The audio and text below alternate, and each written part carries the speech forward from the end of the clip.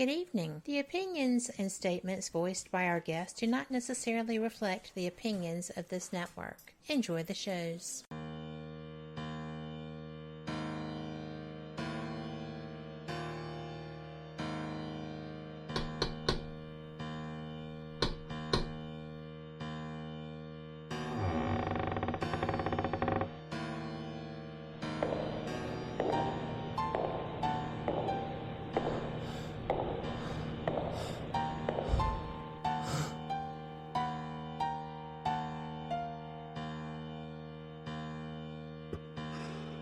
We've been expecting you.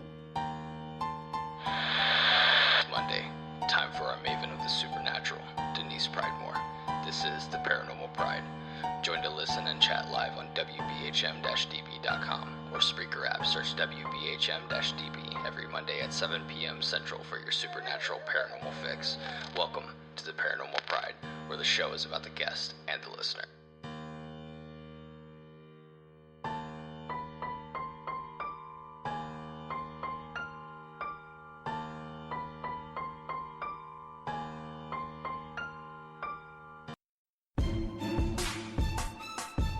You are listening to WBHM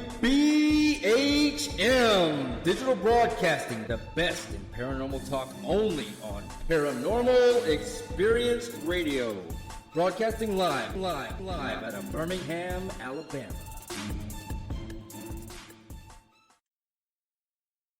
Welcome to the Paranormal Pride. I'm your host, Denise Pridemore, and I have a special guest for you guys tonight. I have Patti Negri. I have been excited about this since she turned around and answered me right away when I asked, and I was so excited because I didn't expect her to answer that fast. So I hope you guys are going to enjoy this because, well, even if you don't, I am.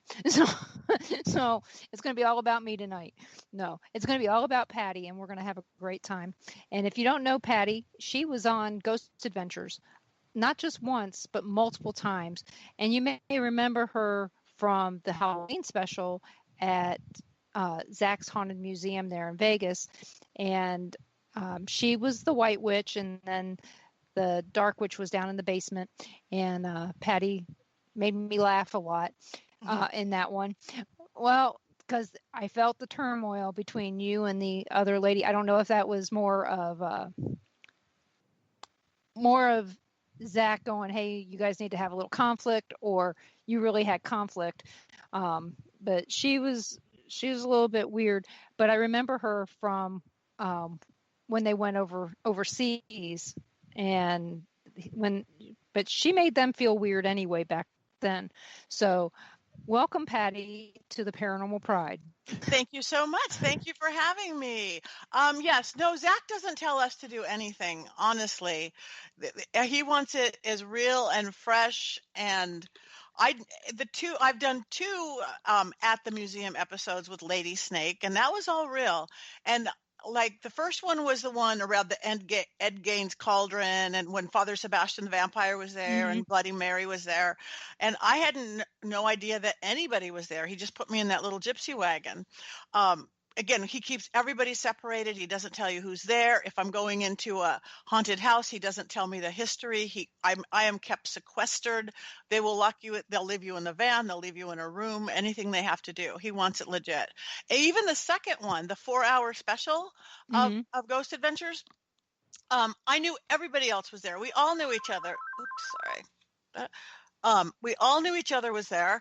I was hanging in the room. We were sequestered together. It was great. Chris Fleming, and Josh Gates, and Michael and Mary, and Justin Spurrier, and Josh P. Warren. All these people. Lady Snake was kept at a whole different hotel. She was kept at a whole different room. He just always wants it. Oh yeah, and here's Lady Snake. Yeah, she was, she was kind of odd. Well, not odd, strange, I guess, is what I mean. Yeah. She made you think a little bit more about the dark side of things, and but like I said, I remembered her when I saw her. It's like I remember her from the other show, and so I always thought that was interesting. But like I said, I remembered you from your first one, and I liked you then. Aww. And I'm not one of those people that goes out and says, oh, well, this person was on TV. I need to talk to them right now. And it's just, I was getting to these, I told everybody, I said, I need to find some new guests to really get you guys thinking about stuff. So that's how you came about. Awesome. And so like for the next few weeks, I've got, well, next week I have a new guest. And then after that, I'm going to Vegas. So, well, my daughter's pregnant and she lives there. So, and my other daughter's there, and we haven't seen her since she left in September of last year. So, you know, it's time for us to go. We're going to take the long way to Vegas through Las Vegas, New Mexico. So we're going to go to Vegas twice. Awesome. Vegas to Vegas. I didn't even know there was a Las Vegas, New Mexico. Actually, I believe that Las Vegas is actually named after it. Oh, wow. And Las Vegas, New Mexico has a very dark history as being one of the baddest Old West towns that there was at one time. And their history goes back a lot further than some of the other Old West towns to like 1600. So it's going to be interesting. And, you know, the Ghost Adventures actually did the La Castaneda Hotel there. And we're not staying there. It's next to the train. I don't want to hear a train. When I wake up in the morning, I told my husband, I said, we'll stay at the Haunted Plaza Hotel instead.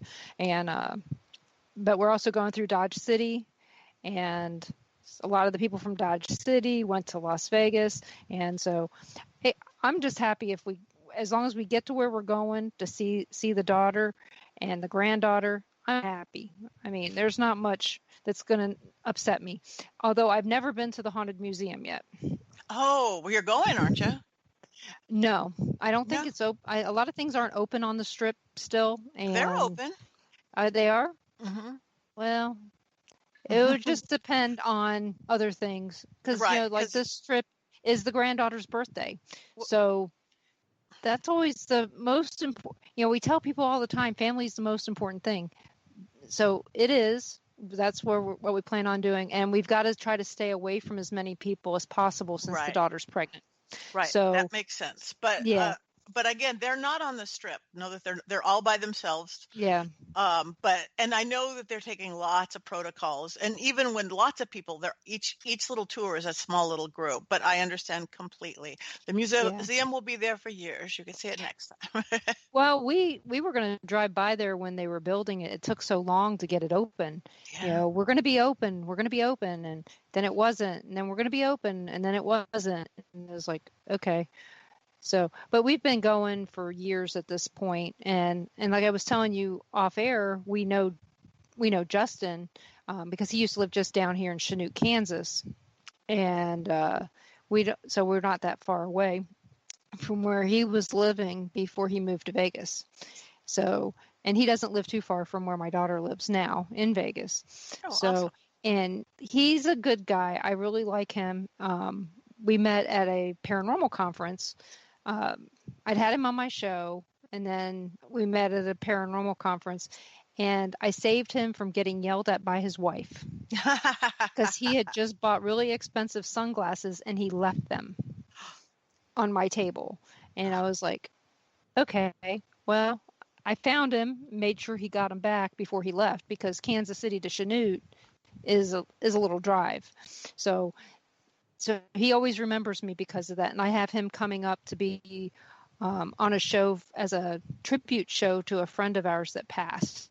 So I'm going to be talking to him for that. So like I said, he is a good guy. I really like him. I just remember him driving all the way out there in the winter from Kansas, driving across New Mexico and all that, and taking all those roads and trying to do it in one night. You know, one day, it's 21 hours from where we live. So for him, it might have been 20 hours, 20, maybe 19 and a half. So just watching him, you know, drive all this way by himself, I can't imagine that. So when he moved there, I was glad. Good. Yeah, he does. He's a driver though. Because I remember one time, again, this is the Scottsdale one that we were talking about or might talk about. And I was like, oh, are you staying? Are you staying? He was saying, no, I'm driving back to wherever he was driving back. He had a cot in his car, sleep in the cot. It's like, really? Okay. He is, like I said, he is a great he's guy. a good guy. And his son is following in his footsteps, doing a lot of technical things. So that's interesting for him. So so here's my main question to you. It's going to be right now. How did you end up on that very first episode that you were on of Ghost Adventures?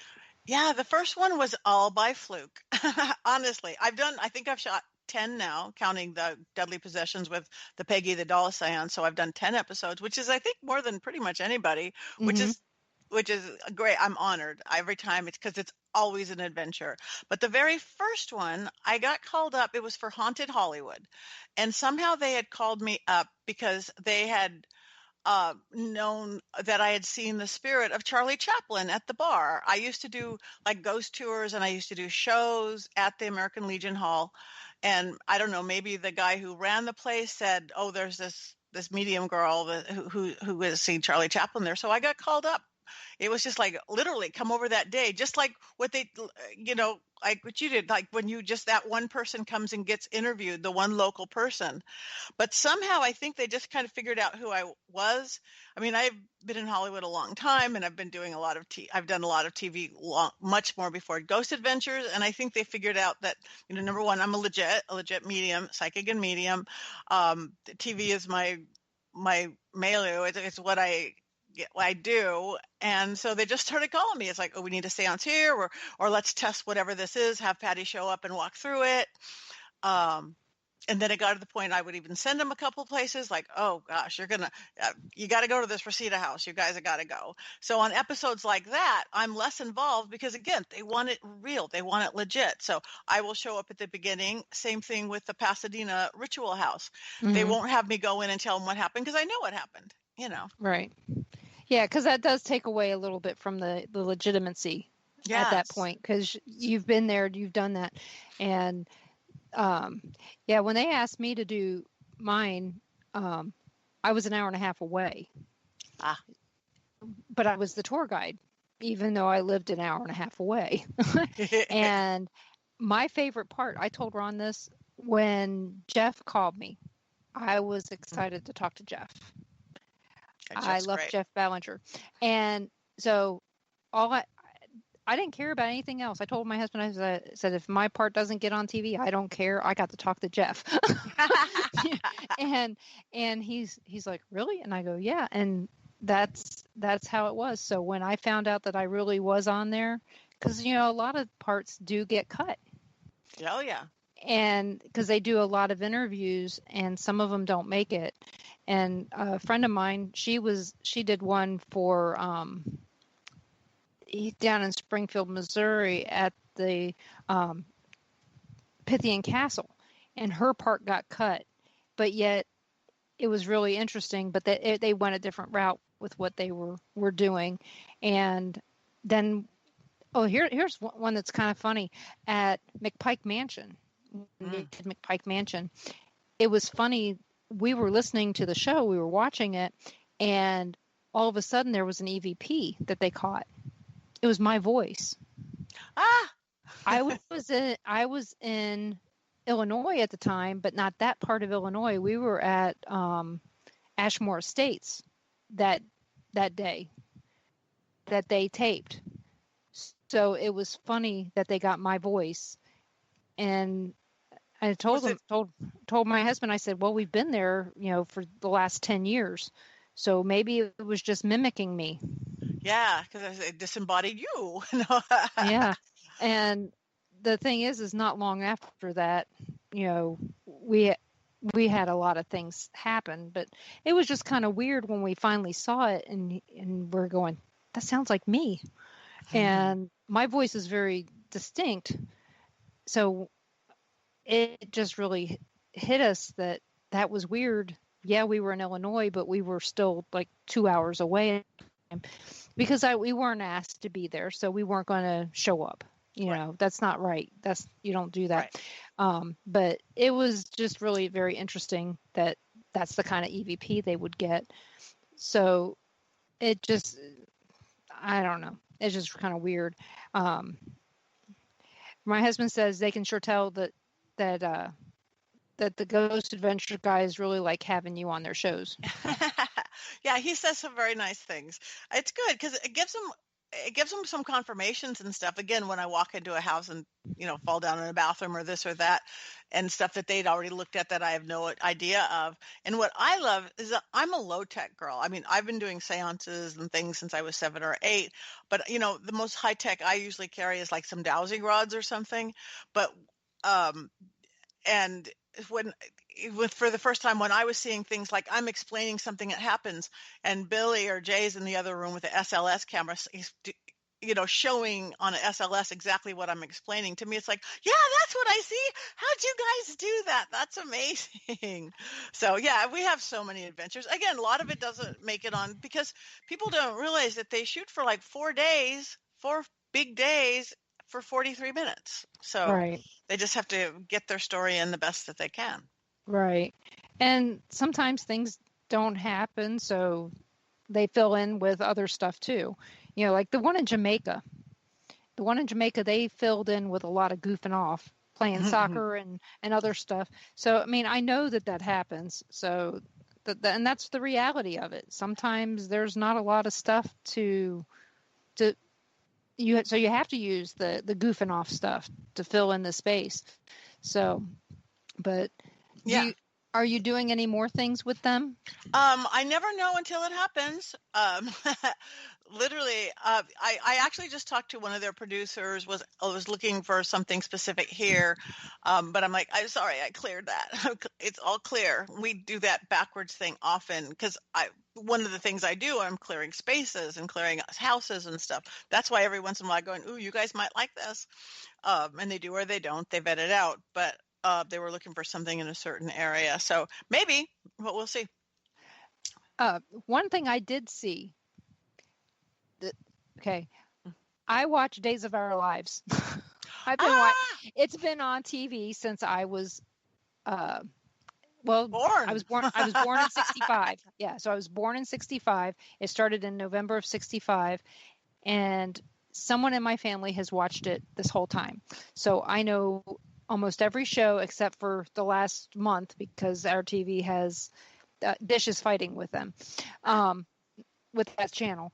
But I know everybody. And you were on one episode in 1986.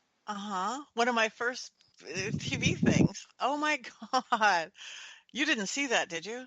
Yeah, I did. Oh my God. I don't remember it. I know that I saw it because I was pregnant at the time and I was sitting at home waiting to have a baby. So I know that I saw it. The thing is I can't picture you, but I remember the storyline. So, and so I was reading through your IMDb and I was like, huh. And you were on Miami Vice. Yeah, I did a lot of Miami Vices, but I did a lot of voiceover. So again, just like your voice on Ghost Adventures, if anybody listens closely, though I don't have as distinctive a voice, I used to do a lot of their ADR and voices. I even did one episode where I had to they didn't like some woman's voice and I had to redo her voice, like match up the voice. And that's the first time I had ever done that too. So, so my voice is on way more Miami Vices than I am, but. Well, a friend of mine that I filmed a film with, I was the liaison and I was in the film. Richard Grund was also in Miami Vice for only, I think, one show, but he was also a bodyguard back in the day. So I remember him sharing his, he happened to be on and he taped it with his phone, the clip, and said, look, this is me back then, So it's funny. You guys may have crossed paths, may not even know that you did. Yeah. Hollywood's a small town. It's as weird as it seems, this of itself, it's a small town. You run into people again and that, oh yeah, we did that in like 1980, whatever, or 1990 something. It's kind of cool that way. Yeah, Actually. I was actually in Hollywood in 1986. Oh wow. When I was pregnant with that same kid. I was 5 months pregnant. Was the last time that I was there. My husband was working at Beverly Center. Yep. Putting in shoplifting detection systems, and flights there were cheap. And he goes, "Why don't you come out here?" Because he was going to be out there like I think it was like a month or something. So I don't know, but we're at our first break. Everybody, you're listening to WBHM Digital Broadcasting out of Birmingham, Alabama. We'll be back with Patti Negri here in just a few minutes.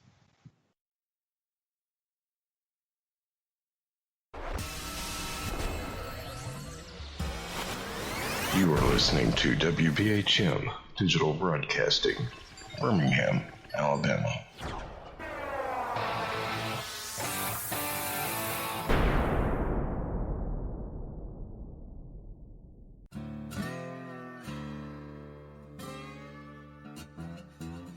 Oh, come on. I'm Southern, but... Nope. That'll do. Hello. I am Kat Hobson, host of Paranormal Experience here on WBHM Digital Broadcasting out of Birmingham, Alabama. I enjoy having guests from all areas of the paranormal, from ghosts to ufology to cryptids and beyond. You'll find some of the best researchers in their fields bringing you some great information. Join me on Wednesday nights from 8 to 10 p. Eastern here on WBHM Digital Broadcasting.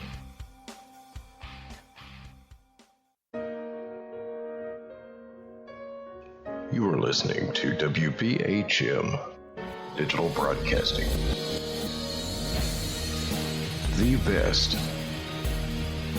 in paranormal talk radio.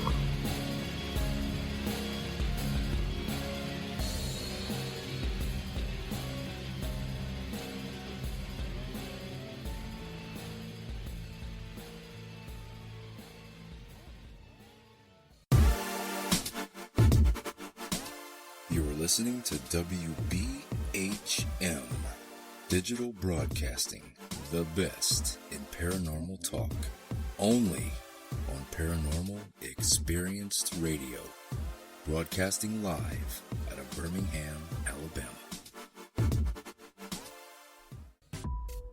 Since 1948, Fate magazine has brought you reports of the strange and unknown, all of them true. Fate Radio is carrying on that tradition, bringing you the unusual, macabre, strange, and bizarre. Join host Kat Hobson Sunday nights from 8 to 10 p.m. Eastern on WBHM Digital Broadcasting.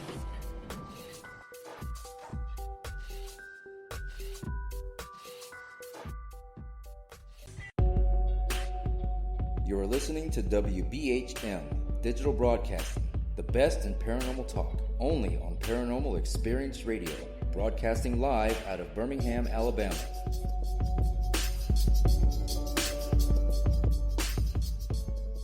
The time is 23 minutes after the hour. Welcome back to the Paranormal Pride. I'm your host, Denise Pridemore, and my guest tonight is Patti Negri. Hopefully you remember her from Ghost Adventures. And yeah, Gary really likes his dowsing rods. And I collect them. And Gary has used his dowsing rods to find graves, you know, and to find other things that are missing around the house, things like that. So he enjoys his dowsing rods. He has the thickest dowsing rods I've ever seen. Really? Yes, they're very thick and very heavy, because he made my husband a pair just like them. That's right. I have them a little bit thick because some are too thin, and my thin ones actually bend, like with energy as spirit. It's not me bending them. All of a sudden, one starts getting this big bend in it, and then the other one starts. It just comes out of nowhere. So I like pretty solid ones, but I bet you his are bigger. Oh, yes, they are. They're very thick, and I've seen that with my. I have some that are copper, and if it's really warm outside, they will actually bend on their own. Wow. Yeah. So because copper's so soft, so but my favorite ones are my coat hangers. Really? The first ones I made out of a set of coat hangers, they work the best. That's awesome. I don't know why, but I have some made by some other people that were on Ghost Adventures. Kara Shoplinger, her husband, was on there for the mines up there near the Eureka mine. I think it is the Jefferson mine, something like that. It's way up north in California. So, but yeah, she made me some, and I have some that are telescoping, which are handy if you're giving a presentation. You can use them to point too, because it's long and straight until you bend it. So, so when did you start using dowsing rods for paranormal? I mean, that's all I've ever used them for. Actually, I think I started using them for my seances. If some people aren't really comfortable if I'm like channeling a spirit, and if I have a seance going around my dining room table or whatever, I want everybody comfortable. And if somebody doesn't want somebody talking through me, I just started to use those, and they became just this real handy dandy thing. So I think even from that very first Ghost Adventures, I always have them. You could see me oftentimes with them in my hand. Sometimes I get them put down somewhere because I'm not always doing that. So yeah, but I started out really not just doing investigations, but with just talking to spirit, just in my seances and mediumship stuff. I do a lot of speaking, so I might have like 400. Are you there? I can't hear you.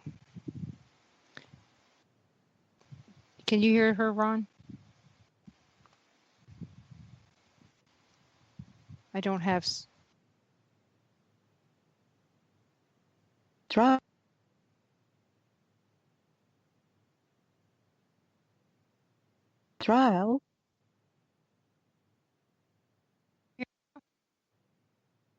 Kat, can you hear me? Okay. Hello? Hi. Okay. Can you guys hear us now, Ron? Hopefully we all come back. I don't know what happened. All I did was look down and saw that there was no light on my headset. Hello. I'm here. What? Okay. Probably, which we'll talk about that. Okay. Can you guys hear us now? Ron? Okay, he says he can hear us. We're all good. Okay. Back to the dowsing rods. You said you were doing seances and other things in the beginning. Were you doing tours along with those seances, or just suddenly started, you realized, hey, I'm spirits, I'm going to do these seances, and then I'm going to invite people or sell tickets, or what?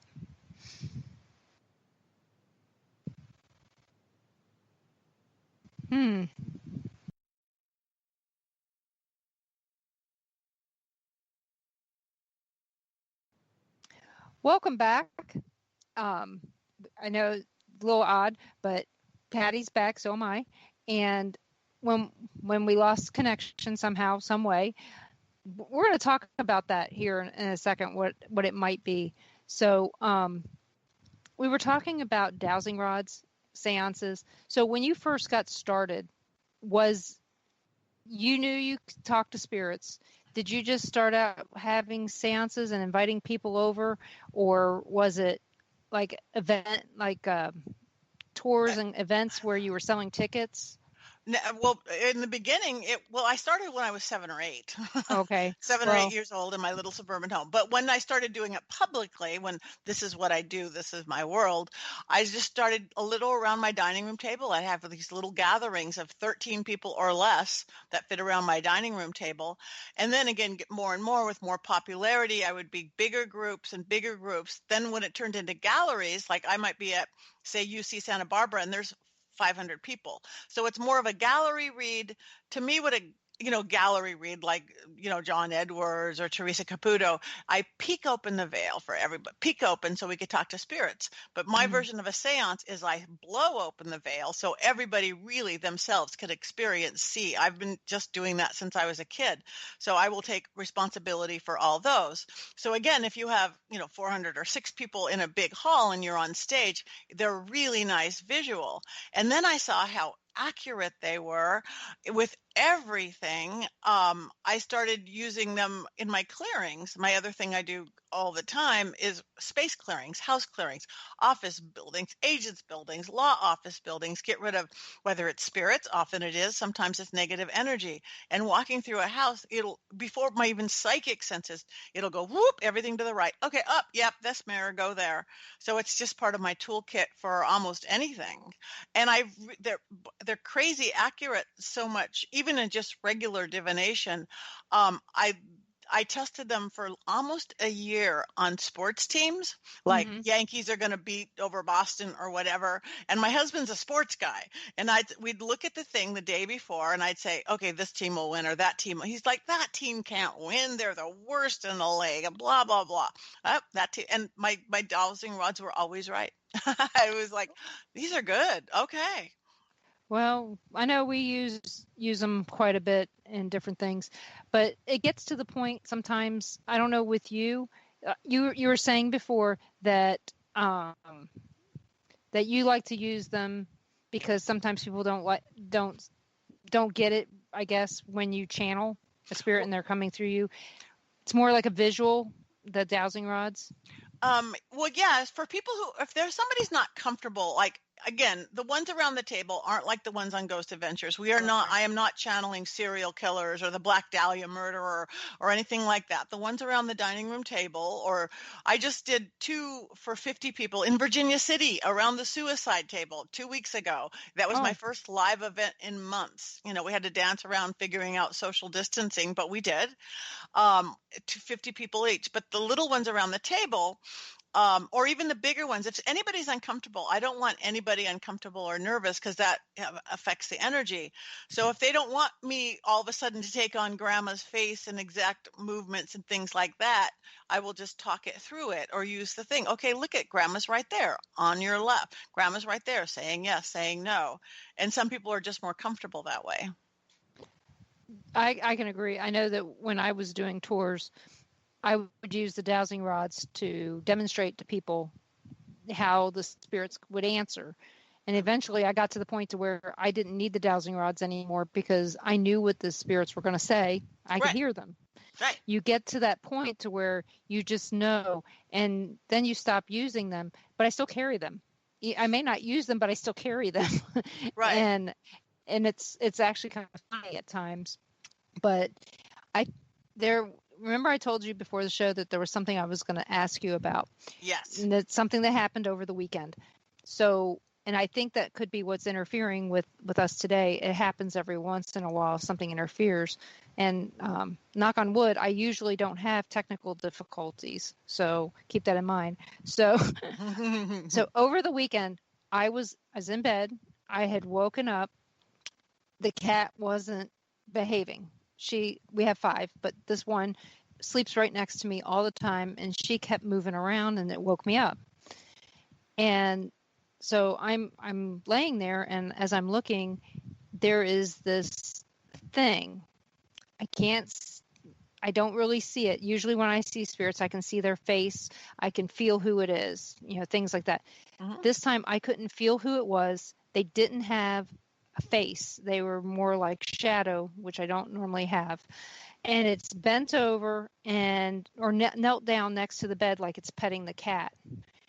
And then it gets up and it walks away. The thing is that normally I'm not startled. It happens all the time. But this time I was startled and I couldn't go back to sleep. It made me feel like there was something not right about whatever this was that was in my room. Right. Do you have any feeling as to what I might have saw? What I'm feeling really quick, it felt like literally passing by spirit. I don't think it was something specifically looking for you, but it feels male. It doesn't feel horribly negative, just maybe not somebody you want to have in your house uninvited. But something about the hands. Do you remember anything about the hands? I'm very strongly getting, like, whether it was like petting the cat, there's something about their hand and their ring finger is standing out to me. So I don't know if anything of that stands out to you. It was But dark, so I didn't really. Only thing I know is that it felt like the cat was being petted. yeah, I think again, their hands are, some spirits are able to do more with one. So I get strong with the cat. So I think they were. I think it's just because, what I get, you're gifted, you're very intuitive, you're very high vibrational. So I think, spirits just drafting by, they could stop at your neighbors, the next neighbors, and she could see me. Okay, I'm staying here. Well, I will tell you, we have had, my daughter, all my kids have moved out. But a few years ago, well, when my daughter was in high school, I guess it was about 10 years ago, a spirit came to our house and went downstairs. My children are also very intuitive, can see spirits. And my daughter said she looked over in the doorway and there was this woman standing there in a Papa John's shirt, a Papa John's t-shirt. And she looked over at her and she goes, "Go upstairs and see my mom." And later on that day, so the woman came up here. I don't remember much about that other than the fact that morning, it was a rough morning getting the kids out to school. And my daughter sends me a message and she goes, "There was a body found down on 311th Street. We live at 287th. And so we're way out in the boonies. 311th is even more boonies than where we are. And I just told her, I said, "Well, it's not your dad." Being sarcastic, it's not your dad. And because like I said, we had a rough morning that day with the 4 kids. And she goes, "No," she goes, "it was a woman." And I go, "Okay." And later on that day, we're watching the news at 5:00 and they put this woman on TV. We didn't have the sound on. And Lauren goes, "That's her." And I go, "Yeah, it is." And found out that this was the woman that they found in the ditch. Wow. Because we live on a main thoroughfare. A lot of times when people are trying to hide from the highway, they go by our house. So it's quite possible that we have a lighthouse out there to spirits. When we were all here at the same time, it may have drawn them here, but I sometimes feel like we have an open door policy when it comes to spirits. So it's either that or I'm getting ready to go on an investigation and I didn't know it. Because I don't know about you. Do you get visits from spirits before you go on an investigation or go to do something? Sometimes, yes. And even more than investigations, if the clearings that I'm going to do, if I'm going to go do a clearing, it's like, what? They come visit me, like, "Oh, you don't need to come. You don't need to come. You don't need to come." Or the place, it either comes, the place that I'm going to clear, whether it's a week away or a few days away, it either gets way more active or absolutely stops the activity, I guess, depending on the thing. But so I try to not put it in my head. I'm not going anywhere. I'm not catch them off guard. Well, I know sometimes they catch me off guard. It kind of makes me...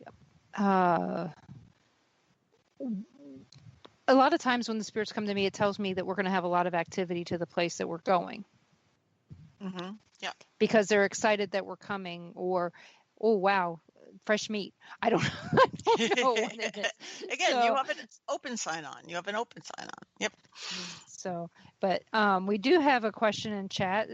It's from April. She's my cousin. And I'm proud that she's my cousin and she listens.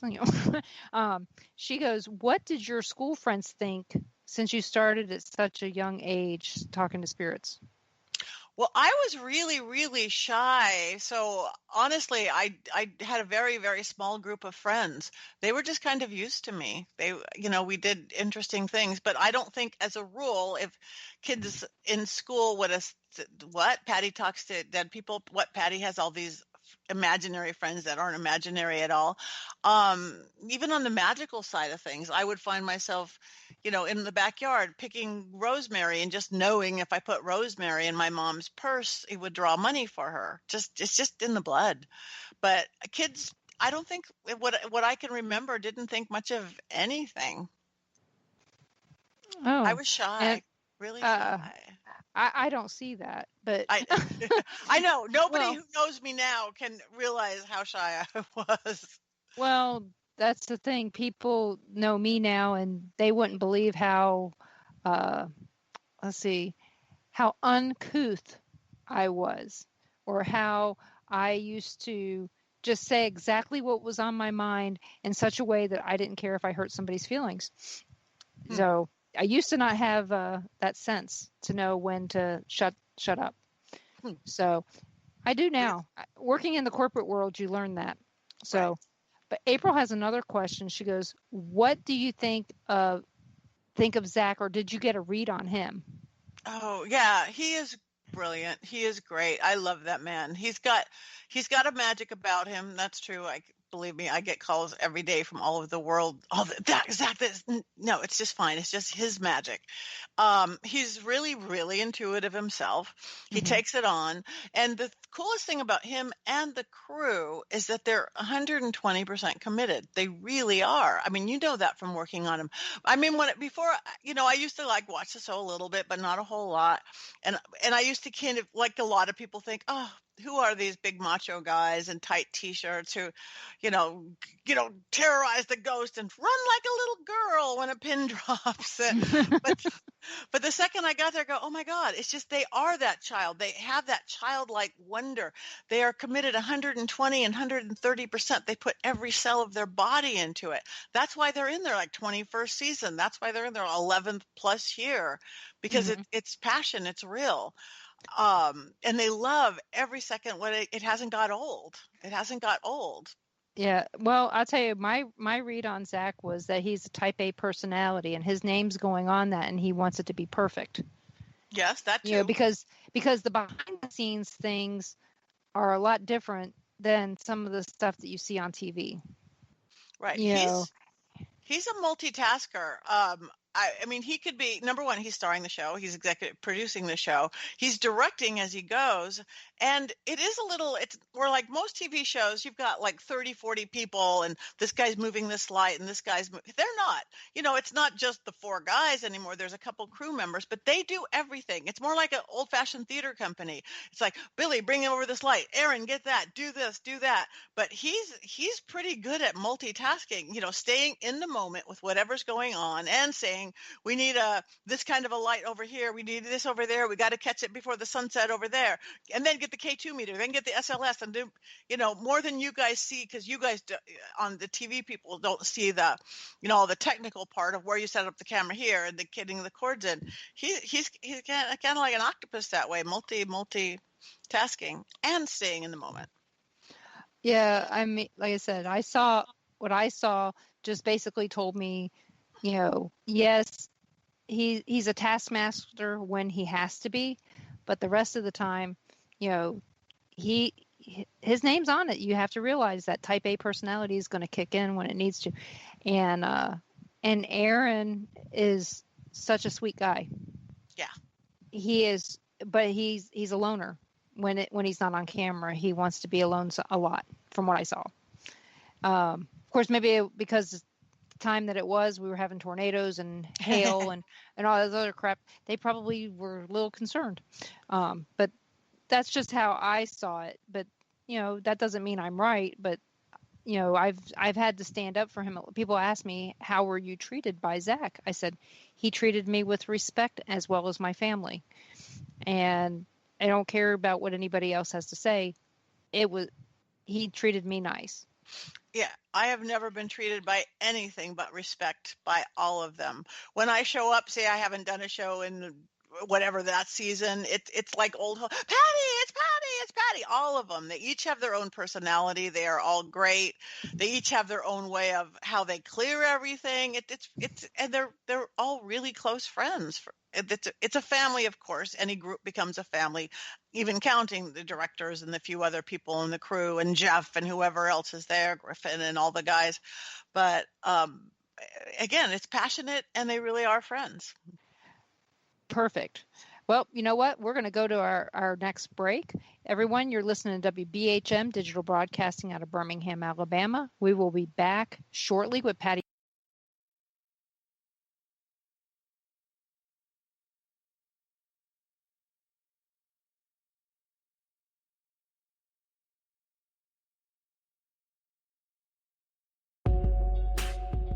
You're listening to WBHM Digital Broadcasting, the best in paranormal talk, only on Paranormal Experience Radio, broadcasting live out of Birmingham, Alabama.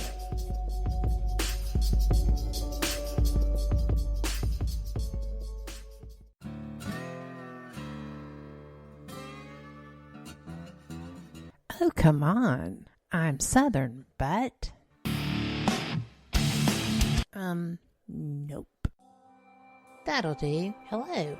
I am Kat Hobson, host of Paranormal Experience here on WBHM Digital Broadcasting out of Birmingham, Alabama. I enjoy having guests from all areas of the paranormal, from ghosts to ufology to cryptids and beyond. You'll find some of the best researchers in their fields bringing you some great information. Join me on Wednesday nights from 8 to 10 p. Eastern here on WBHM Digital Broadcasting. Since 1948, Fate magazine has brought you reports of the strange and unknown, all of them true. Fate Radio is carrying on that tradition, bringing you the unusual, macabre, strange, and bizarre. Join host Kat Hobson Sunday nights from 8 to 10 p.m. Eastern on WBHM Digital Broadcasting.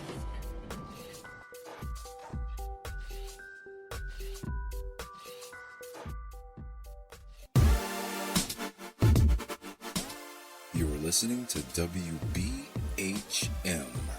Digital Broadcasting, the best in paranormal talk, only on Paranormal Experienced Radio, broadcasting live out of Birmingham, Alabama.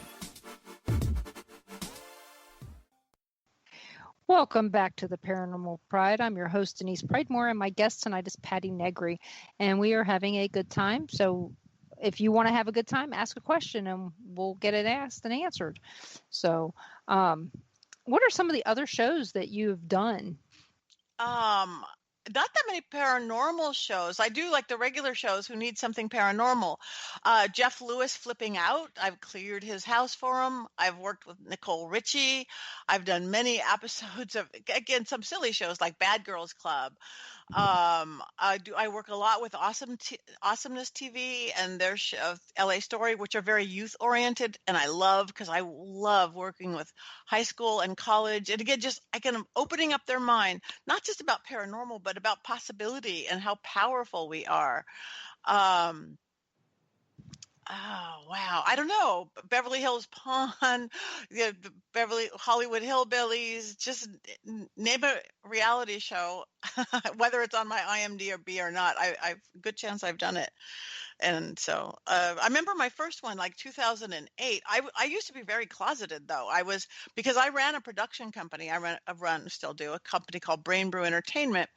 And it was very corporate, like you come from the corporate world. And I produced these big shows, big live, like industrial song and dance extravaganzas. And I'm like, these people cannot know that, I talk to dead people and dance around the thing. I'm talking Microsoft and all these big companies. Mm-hmm. So I kept it really separate.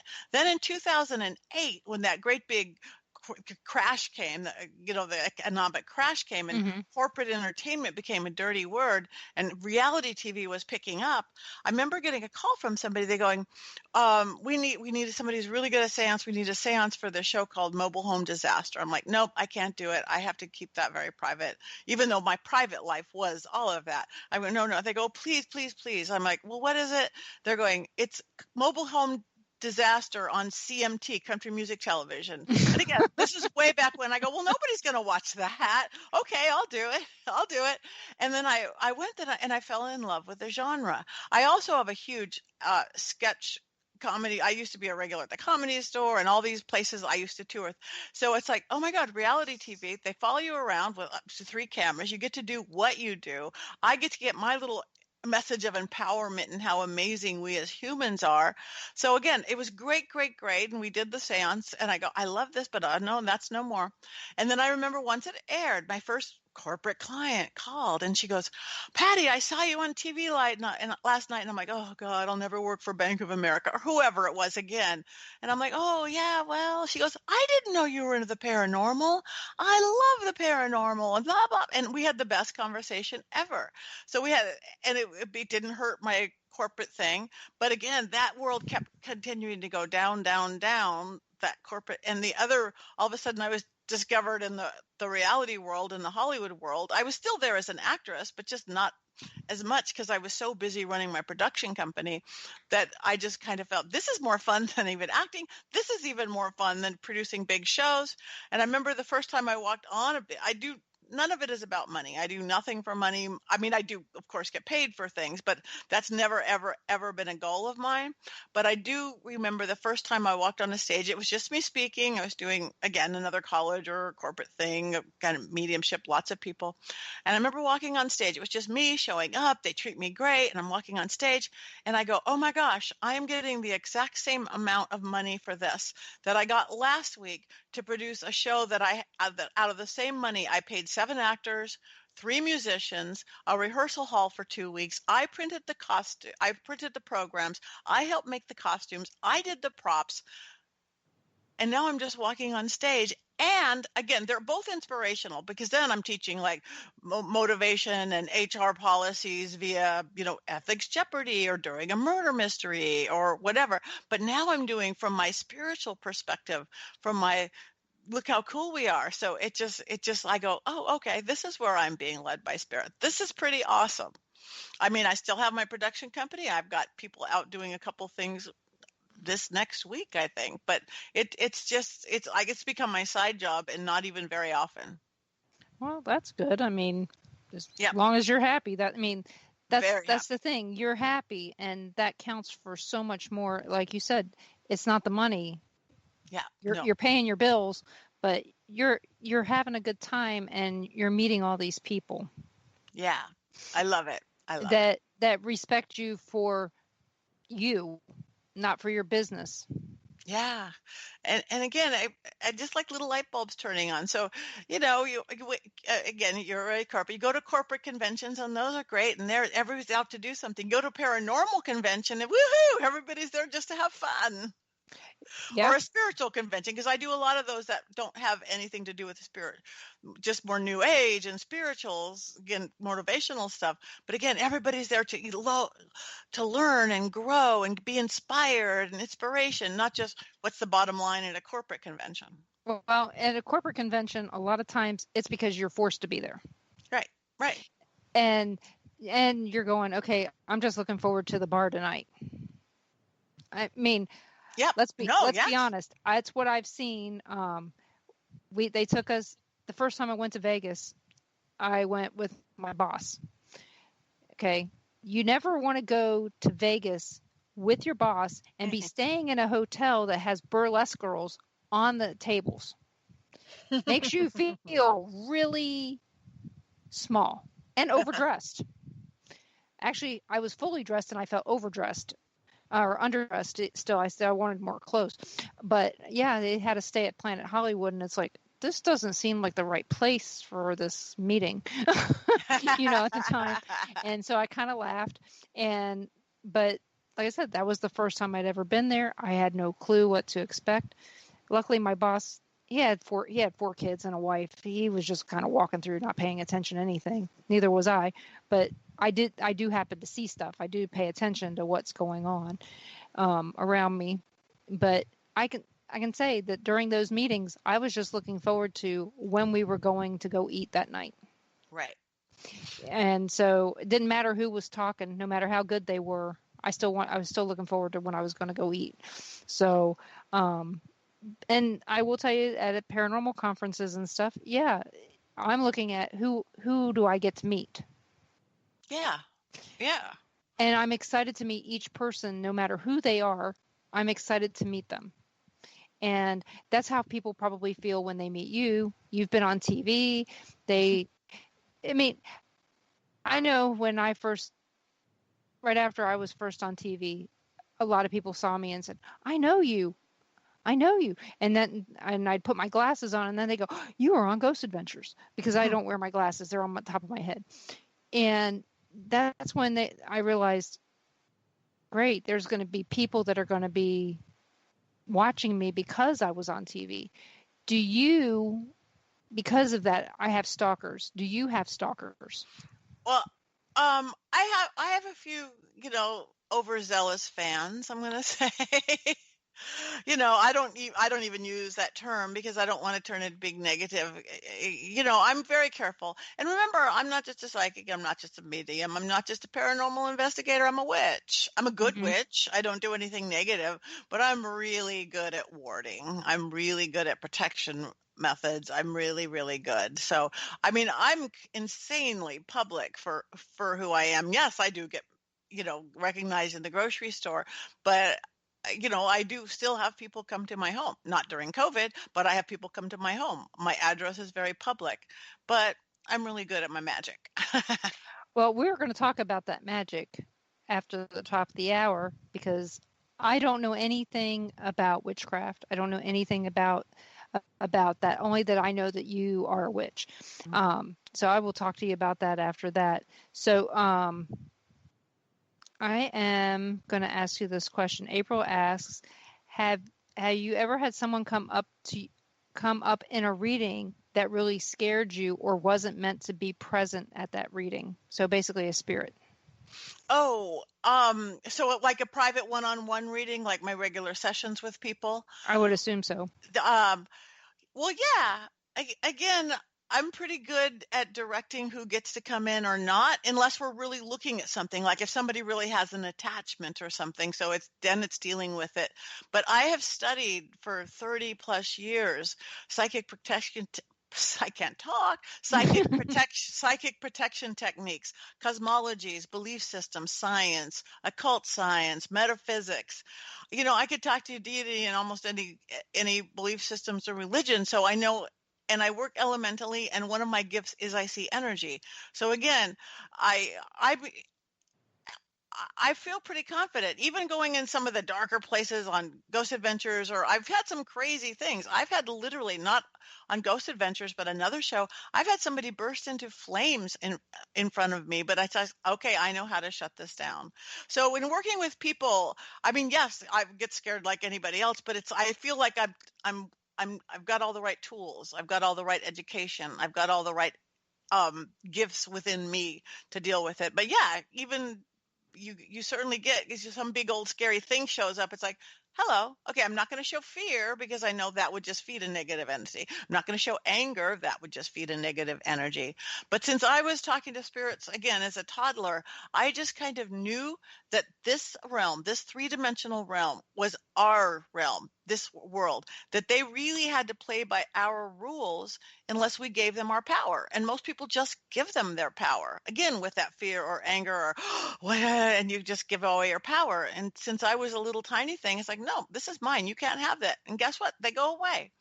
And you get into deep, deep demonic or really dark spirits, it's a little harder to do, but 90 high 90 something percent of the time, I go in with that full belief that I'm in charge, and therefore I am. Again, on a Ghost Adventures, or my crazy thing that happened was at Marilyn Manson's house, then you could say, okay, I want to know what's here, and I want to take the consequences for what's here, but I still never give up full control. But so circle back around to April's question. I don't think in just doing a regular reading. Some of the harder times were probably at place clearings with the people. And some of those have been really funny too. I've literally got the ghost of Aaron Spelling, the old TV producer from Love Boat Fantasy, out of the house, haunting the new people who live there. And I'm like going, this is the funniest, weirdest, scariest, most. I'm banishing Aaron Spelling from Spelling Manor. Right. Well, you know what? We're going to come back and talk some more. We're at the top of the hour break. So everybody, this is your time to go get another drink or snack, whatever, take the dog out. You're listening to WBHM Digital Broadcasting out of Birmingham, Alabama. We'll be back with Patti in just a few minutes. It might seem impossible, but even now, you can get the pandemic updates you need, alongside uplifting moments that keep you going. Stay connected with stories for every side of you, from NPR and your listener-supported local NPR station. Live from NPR News, I'm Jack Speer. The Republican National Convention gavelled in from Charlotte, North Carolina this morning. But as NPR's Sam Gringlass reports, primetime events will continue this evening from an auditorium in Washington, D.C. President Trump's son, Don Jr., and Senator Tim Scott, the lone black Republican in the United States Senate, will headline the convention's first night. Former UN Secretary Nikki Haley will also get top billing. At the GOP gathering in Charlotte, RNC Chair Ronna McDaniel called the Democrats' convention depressing. Our party is unified, our supporters are energized, and now we will go forward confident in our cause of re-electing President Trump and Vice President Pence in 70 days from now. President Trump made a surprise appearance in North Carolina, speaking for nearly an hour at the indoor gathering of delegates who made his nomination official. Sam Gringlass, NPR News. New York's Democratic Attorney General is asking a court to enforce subpoenas in an investigation into whether Donald Trump's businesses inflated assets on financial statements. State Attorney General Letitia James, in a petition filed today naming the Trump Organization and other business entities. It also names Eric Trump, the president's son. The Attorney General is looking at whether the Trump Organization inflated the value of its assets as it sought to secure loans, tax breaks, and other economic benefits. Former Republican Senator Jeff Flake of Arizona is endorsing Joe Biden for president. From member station KJZZ in Phoenix, Jimmy Jenkins reports Flake says it will be the first time he's voted for a Democratic candidate for president. Citing President Trump's defiance of the intelligence community, his treatment of allies, and a litany of other complaints, Flake says he cannot support a man who he believes is damaging the country. In a live-streamed address, Flake posed a question to fellow Republicans who believe in the power of conservative ideas. Will we be in a better position to make the conservative case for governing after 4 more years of this administration? For Flake, the answer is a hard no. He argues it is no longer enough to simply register disapproval of President Trump. He must be replaced.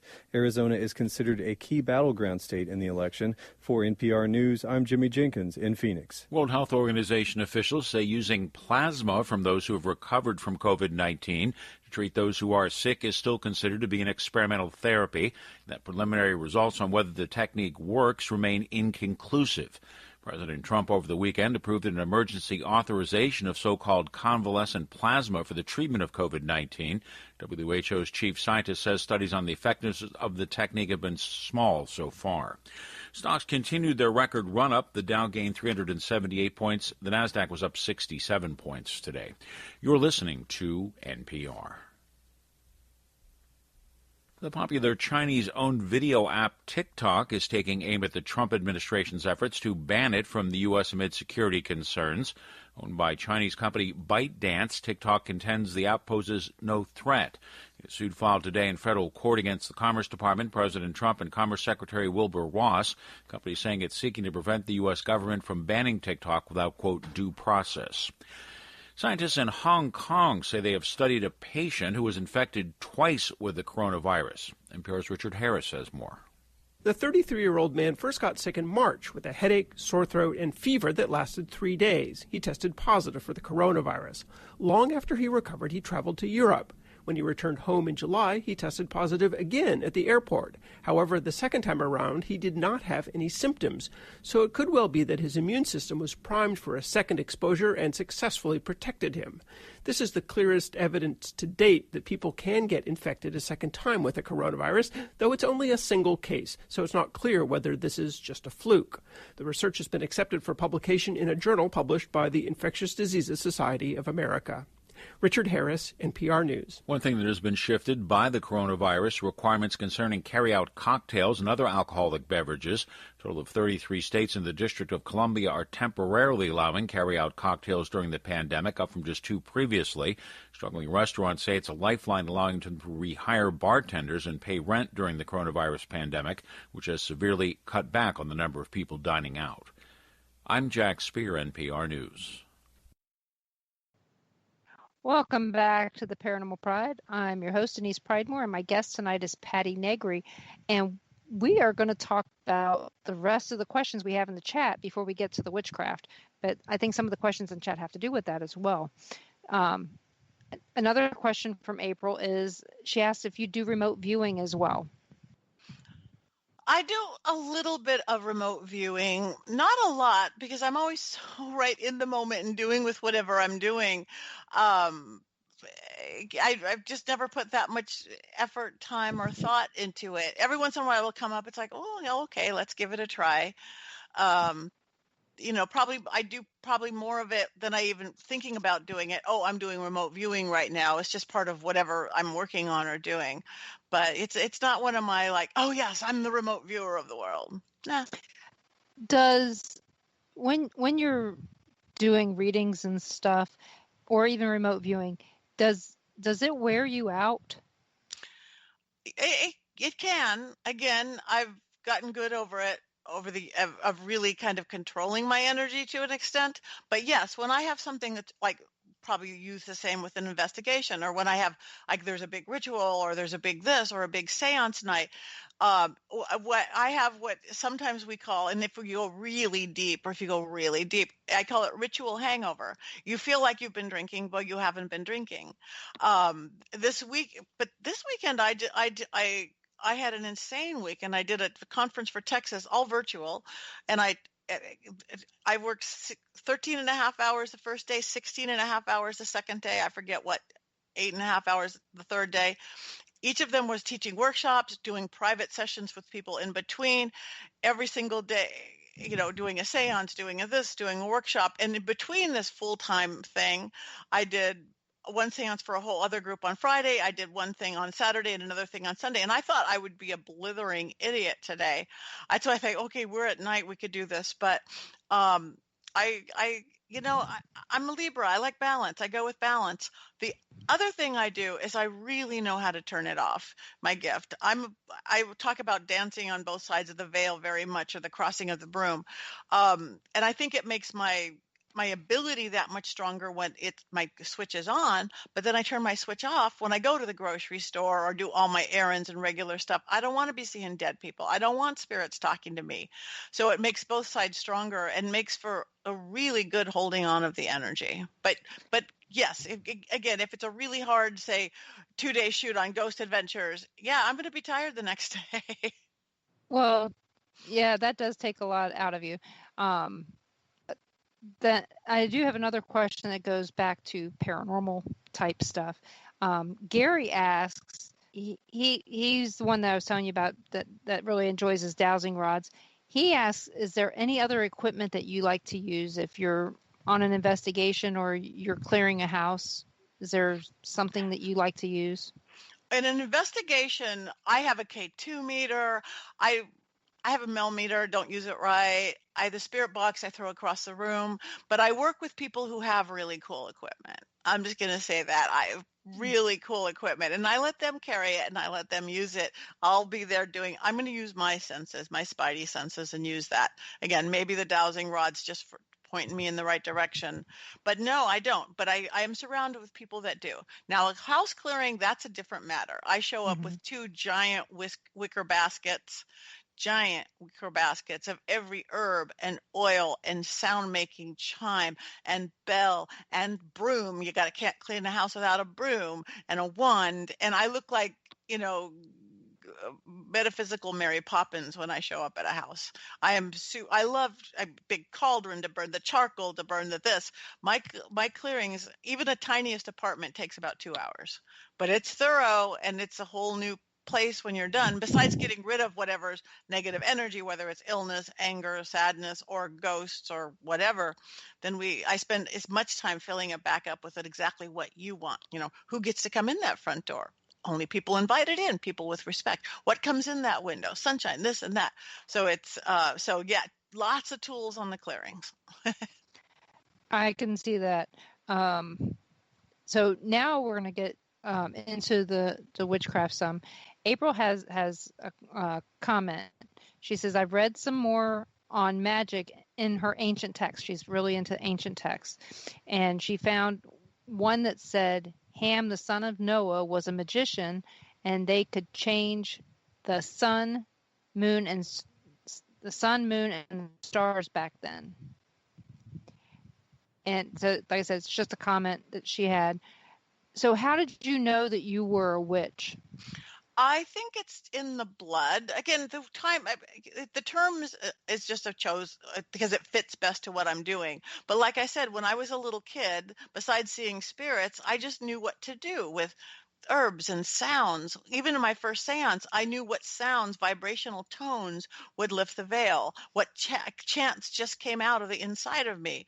So I was raised without any kind of religion or belief system. My mom would have been a good, healthy Protestant. My dad would have been Jewish, except my grandfather was this extraordinarily famous psychoanalyst, psychologist, hung with a Hollywood set. He hung out with Isaac Asimov and Carl Sagan and Norman Lear, and he was practically evangelical atheist. He was the head of the Humanist Society of Friends. He thought anything spiritual or religious was a weakness in itself. And so the word God to me was like a dirty word. I didn't know why we didn't talk about it, but we didn't. But I would drive by a church and go, I love the energy there. I see it coming out, or a temple, or a mosque, or a synagogue. And I'd see what this magic of spirit did.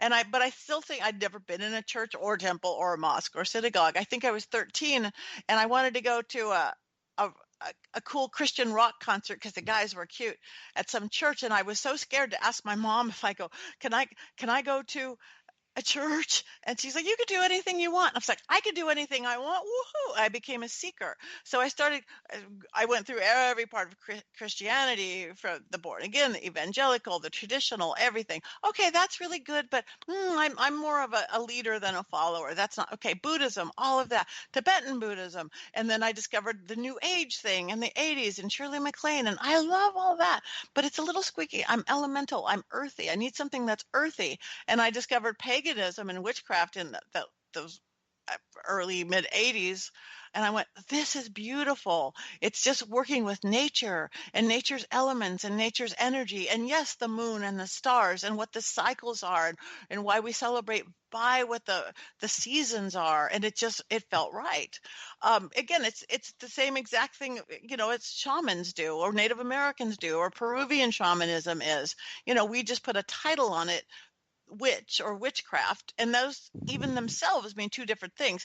To be, say, a witch, it can be, this is my belief system, my philosophy. Say it's Wicca. Wicca is a goddess oriented.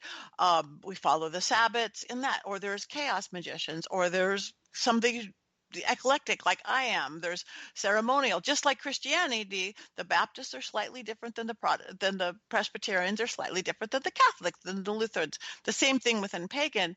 So you can take that as a religion, or you can just take it as a practice. And I'm much more, yes, it is my belief system, but the practice of witchcraft to me means it is somebody who is willing to take fate into their own hands and change fate, versus just follow where being born, just gravity flows downhill. Life itself, without you taking charge of it, always will take the easiest path. And I'm never a person to take the easiest path.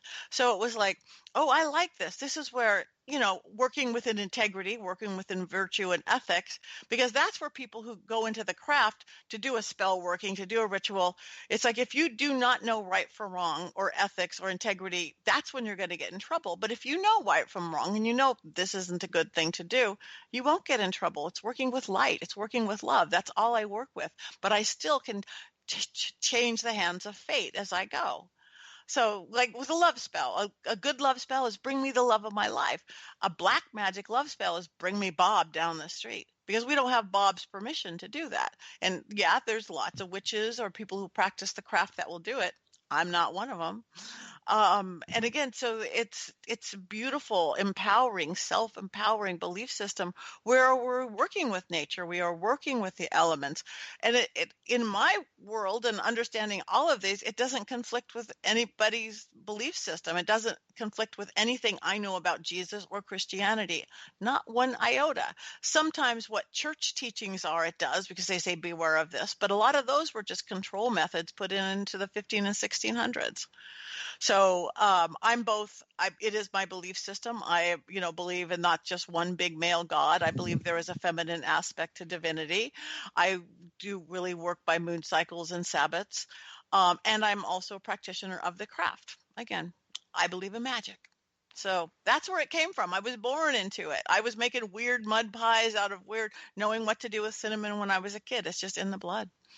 Well, you should just have them when you do a speaking. Have them play I Believe in Magic when you're walking out on stage. Exactly. They probably have. Well, I will tell you, when I was 13, that's when I started exploring all the different religions, because I've never been baptized. I'm the only person in my family that's never been baptized. And my mother said, you need to discover your religion, not a religion. I need to discover mine. And April's father was my uncle, and he was a minister, but he's not the only minister that was in my family. So, and I was raised Southern Baptist, hellfire, brimstone, all that stuff. If you dance, you're going to hell. It was just the way that it was. You didn't cuss in front of my grandmother, because she was her Bible thumper, and she went to church every Sunday, and so did you when you were there. And so I learned a long time ago to explore other religions. And in college, I also took a Joseph Campbell honors class on religion, and learned a lot about religion and how all of them pretty much overlap. May not have the same names, but they all have a creation. Yep. They all have an end. But you'll find it when you're doing that. So I learned a lot, when I was 13, 14 years old. And then later on in my 20s, I learned about religion through Joseph Campbell's eyes.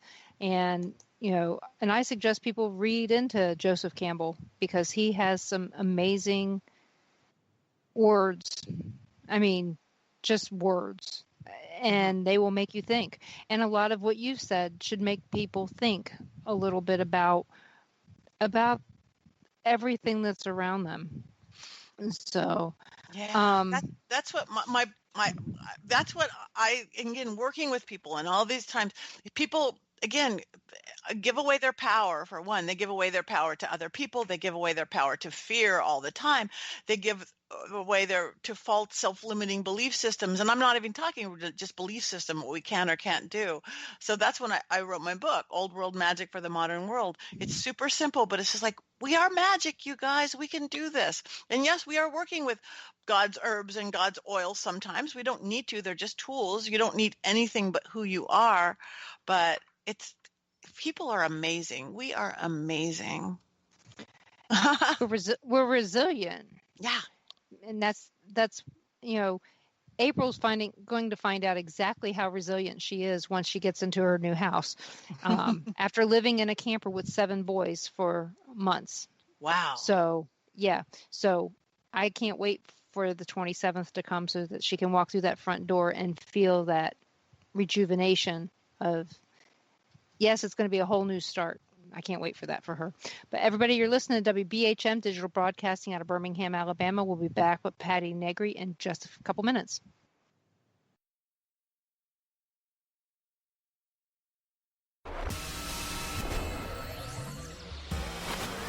You are listening to WBHM Digital Broadcasting, Birmingham, Alabama.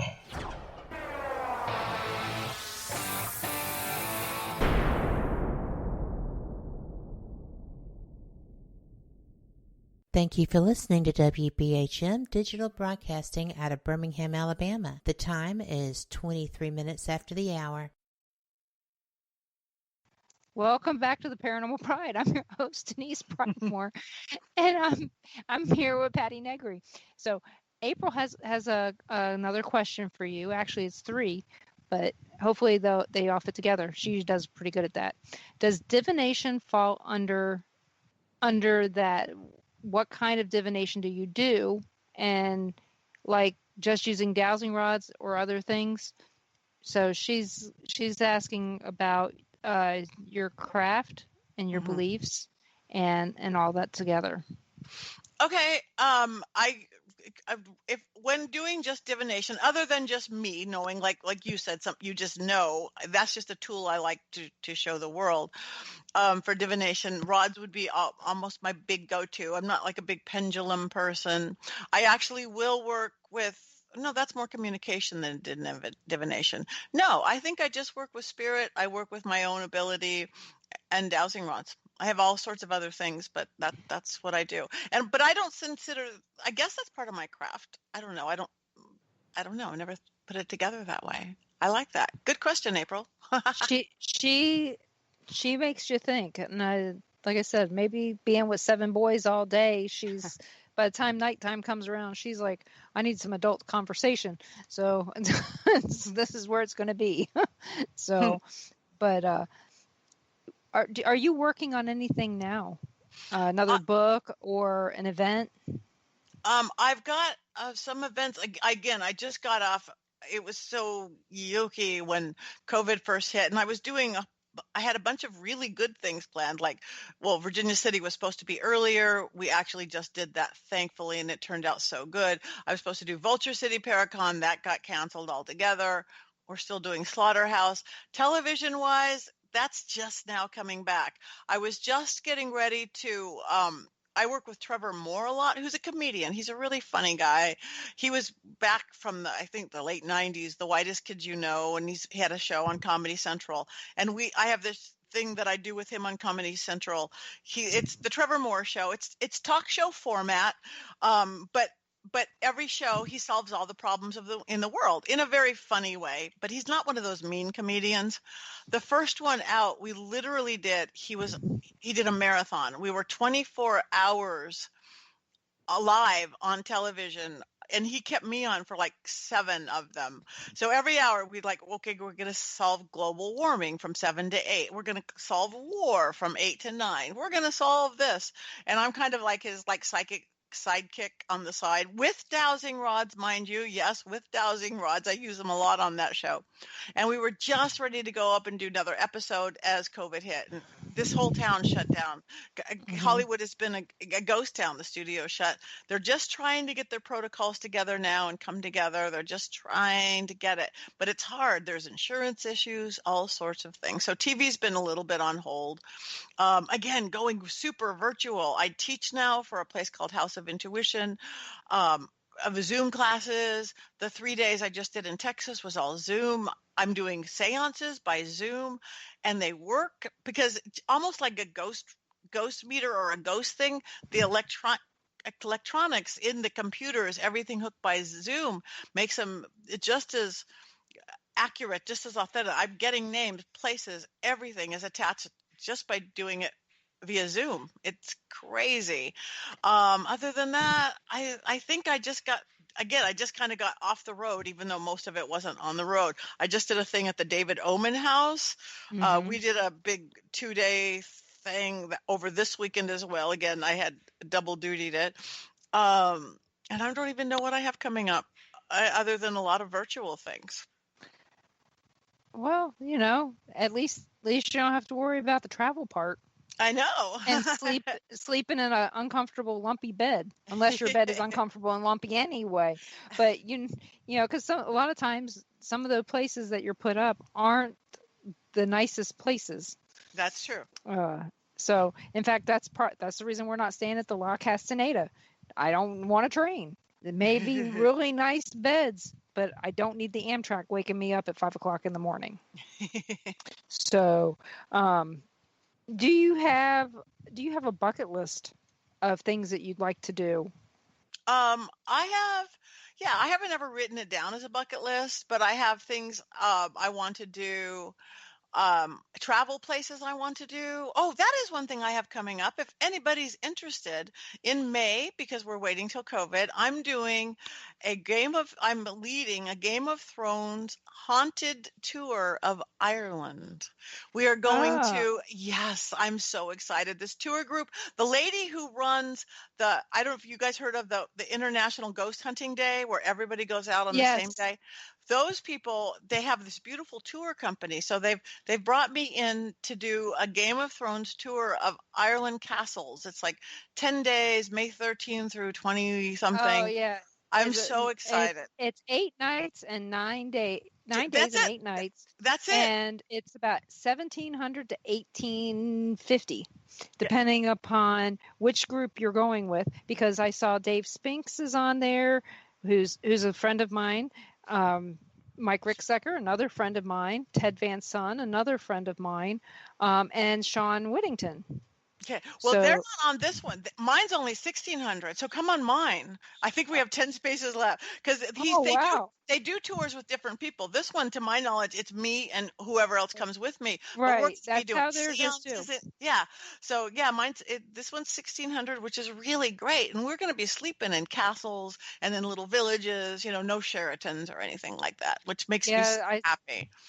But bucket list, I want to go to Turkey really bad because that's where my father's family comes from, and it's just the history it has there. I've made it as far as Greece, and it was amazing, and now I've got to get to Turkey. Paranormally wise, lots of places. Again, that's why I'm excited about Europe. I've done some France castles, and I did one from 1200. I have Genevieve Bugeaud at my seance table in a room that was built for seances in the year 1200. Got all these French ghosts, what I had to do a lot of deciphering. But I want to get more in Europe, that things are so much older than America. And in America, I want to get places back that I haven't been, to the east and to the south doing paranormal. I want to go to Gettysburg. I want to go to the Sally House, all these places that I've heard about and seen on TV for so long, but haven't got to yet. Well, I'll tell you, I grew up in Baltimore, so I got to go to Gettysburg before people talked about it being haunted, back in the 70s. And I have a cousin who has a house on Antietam.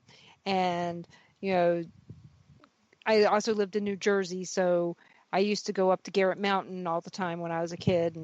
And I had no clue that was actually someplace that the famous people went to investigate a long time. Well, they never made it there, but that they were going to. And that was, oh crap. I just went completely blank. So but that's okay. But, all these places that I've been, I never even thought about it before about, hey, this is just my normal everyday life. This is what I live. And, Edgar Allan Poe's house in Baltimore, big deal. No, I mean, I don't mean that sarcastic. It was a big deal. I could have went to jail. I broke in. But, but that was way back in 1977 as well, 77, 78. I shouldn't have been alone downtown in Baltimore. I was 13, you know. But, there's all these things that I've already done, but they're on my bucket list to do again. Right.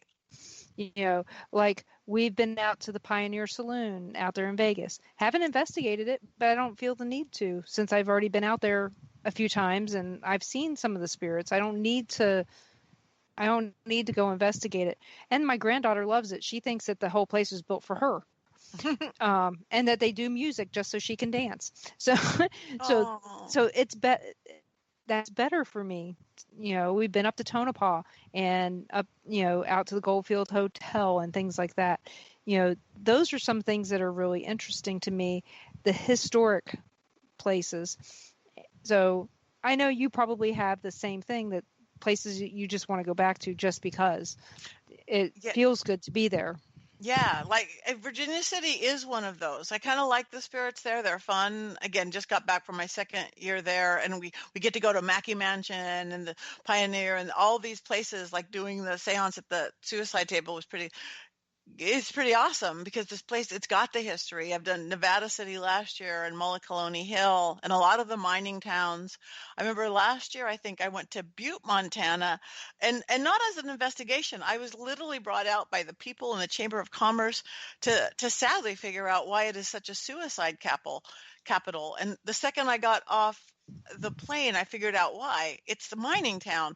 All the gold and silver and copper in them, all the mountains. It's right at the Continental Divide. There's 10,000 miles of tunnels under the town.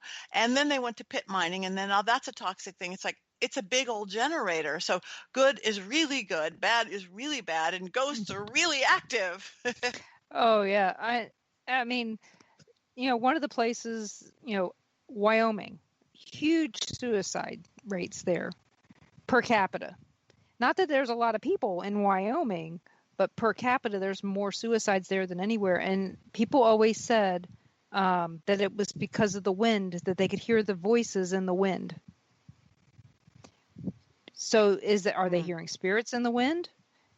Or assuming that the spirits that they're hearing are wind? Right. And I mean, I remember stuff about that back in the early 80s, people talking about the high suicide rates up there. And it's like, well, how many people actually live in Wyoming? Because, it's so desolate. But then when they explained it was per capita, it's like, well, it's not that many people when you think about it. But based on how many people live there, it's a lot.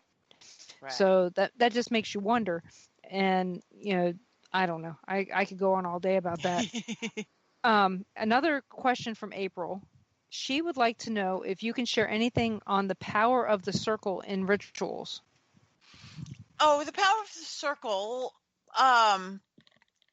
Well, it's a delineation line for one, whether you're putting a protection circle around it. If you're working elementally, it's that's when whatever you in magical practice, you always work off a compass.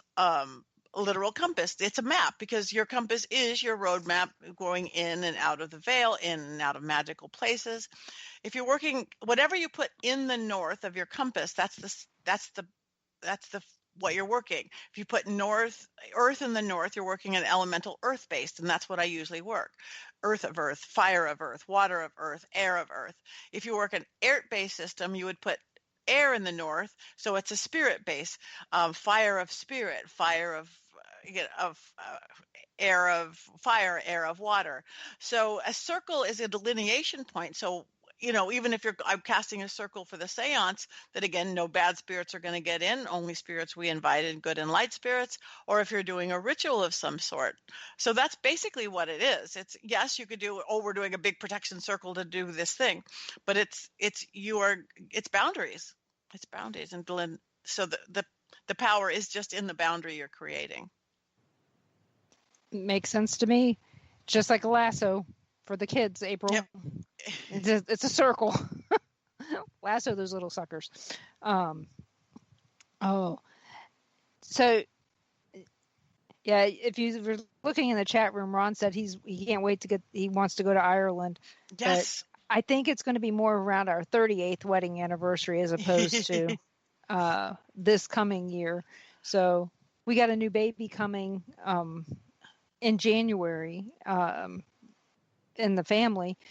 So we know that we've got an extra trip to Vegas. So that takes a little bit of money driving out there, but who cares? I need the money for that. Yeah, Ireland will always be there. It will always be there. And I think I'm working with this beautiful tour group, again, who does these great things with paranormal people and stuff. We're planning things already for other things. So maybe 2022 we'll do it again, because she has all sorts of great Ireland tours. And she's a native. She's got the strong Irish brogue. She sings traditional Irish songs. So you're getting the real deal, not just some tour guide from wherever who goes everywhere. Yeah. My husband's shaking his head and giving me the thumbs up. So it's on his list.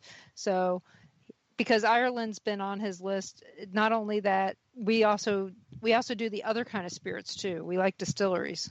Oh, me too. and so and it's funny how so many distilleries are haunted. Why do you think? who knows why, but I just know that there's a lot of, like the ones in Kentucky seem to just have a lot of, they put their life into them. Yeah. And we've been to so many at this point. I can't even keep track of how many we've been to. I just know which ones are my favorite at this point. And the thing is I don't drink a lot. Ron's really likes his bourbon, and I'm more of a, hey, give me something flavored that's kind of light and fruity. I'm a light and fruity girl too. And but I always tease everybody that we go on our Spirit and Spirits tour. I find him a distillery, and I find me the ghosts, so that we can do both things at the same time. That's perfect. So, and well, we were just looking at trying to figure out if we could hit any distilleries this time, but the Las Vegas distillery is closed still, and the the Boot Hill distillery in Dodge City, Kansas is open. We're going to go there, and it's actually in an old building that used to be the jail back in the days of Doc Holliday and back in the old West days. Mm-hmm. And they have there a tribute to the Gunsmoke show. I don't know if it was taped there or what. I don't want to know too much about the history before I get there, because we're going to take a walking tour, and the walking tour should give me the history of everything. And the whole walking tour is basically, it's on your cell phone. So you don't have to go and pay for a tour through the Chamber of Commerce or whatever. They provide all that for you, so you can just walk around and check it out. That's awesome. So I've never been, all these places that we're going before we get, well, except for one, that before we've been to Las Vegas, before we get there, we've never been. So we're just trying to find a different route to get from point A to point B. Mm-hmm. And, because one of those routes is fire. I-70 is closed due to the Pine Gulch forest fire. And, of course, I don't know how many forest fires there are right now, or wildfires, but there's a lot. My whole northern half of my state is horrible. Speaking of wineries, not distilleries, I was talking to somebody yesterday. She is surrounded by those fires up in the wine country, Napa, Sonoma. They're just, everybody's getting, it's terrible. Yeah, my daughter's husband's uncle lost his house up there 2 years ago in the fire. Yeah. And they were supposed to be moving back in this year. I don't know if they did. So I would hate to and they lost everything. I mean, they got out with just themselves and their dog. Wow. So it's sad. I wonder how much the fires draw spirits. I'm sure they do. Spirits get affected. Spirits to me get affected by what's going on now with this whole pandemic. Spirits are a little kind of edgy, just like people are. I know my friend Bloody Mary in New Orleans, the voodoo queen, she said the spirits after Katrina they went dead. Not they went dead. That sounds funny, doesn't it? They just went quiet for a while, just like, because, both sides of the veil. So I'm sure they're affected by fire. I'm sure. Well, one of the theories that we had was that all these people now suddenly working from home are now finding out that there's sounds in their houses that they didn't know about before. Yep. That their homes were haunted and they had no clue, which would explain 2 phone calls that I received over the weekend from different people about their hauntings. Of course, they don't realize that Kansas is quite a distance from Illinois. I mean, let's be honest. It is a little bit of a distance. But, that's one of the things that people are discovering is this is different than when you were working in the office, where you're now hearing what's going on in your home.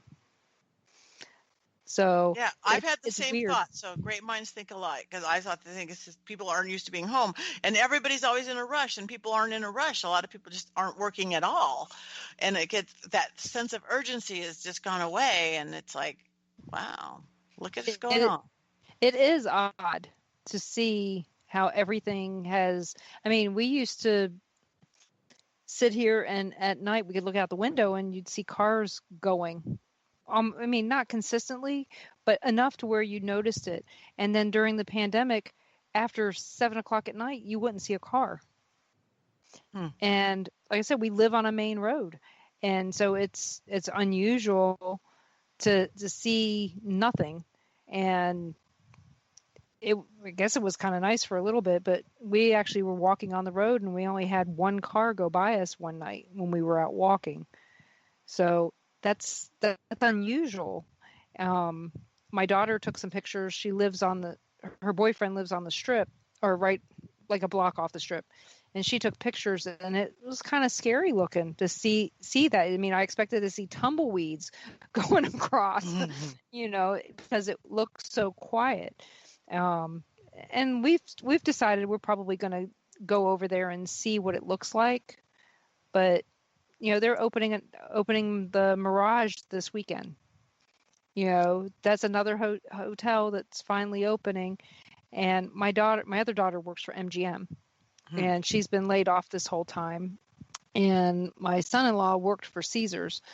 So when 1 in 5 hotels or casinos is open, that makes it hard for everybody knowing that what's going on. So I don't know. It'll be different. I wonder if they've had more reports, the cleaning crew, if they've had reports of new hauntings that they didn't know about because it's so quiet. I bet you they would. I bet you. My favorite place to go talk to the maids and the cleaning crew is the Queen Mary in Long Beach. Besides whatever tours they do, they have both, kind of fake fun tours and then legit tours. But the Queen Mary in Long Beach, but the best place, go talk to the housekeeping staff while they're changing the rooms. They have the best stories. They will let you go into the rooms when it's between people. So I that would be a really good thing to talk to some of these places. Again, they're less busy. Even the staff is less busy. Oh, yeah. And I'll tell you, we talked to the cleaning staff at the Lump Mansion. And I'll tell you, that is probably the cleanest place I've ever been. You didn't even get a dust orb in any of your pictures. But everybody, this is our last break. You're listening to WBHM Digital Broadcasting out of Birmingham, Alabama. We'll be back with Patti Negri in just a few minutes. So get those questions in the chat so we can get them asked.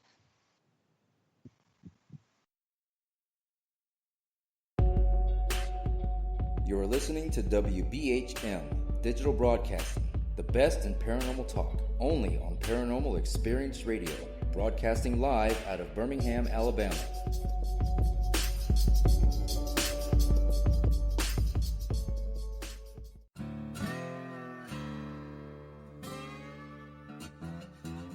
Oh, come on. I'm Southern, but... Nope. That'll do. Hello. I am Kat Hobson, host of Paranormal Experience here on WBHM Digital Broadcasting out of Birmingham, Alabama. I enjoy having guests from all areas of the paranormal, from ghosts to ufology to cryptids and beyond. You'll find some of the best researchers in their fields bringing you some great information. Join me on Wednesday nights from 8 to 10 p. Eastern here on WBHM Digital Broadcasting. Since 1948, Fate magazine has brought you reports of the strange and unknown, all of them true. Fate Radio is carrying on that tradition, bringing you the unusual, macabre, strange, and bizarre. Join host Kat Hobson Sunday nights from 8 to 10 p.m. Eastern on WBHM Digital Broadcasting.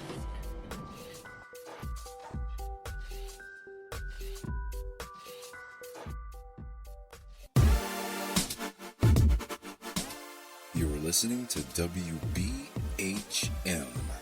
Digital Broadcasting, the best in paranormal talk, only on Paranormal Experienced Radio, broadcasting live out of Birmingham, Alabama.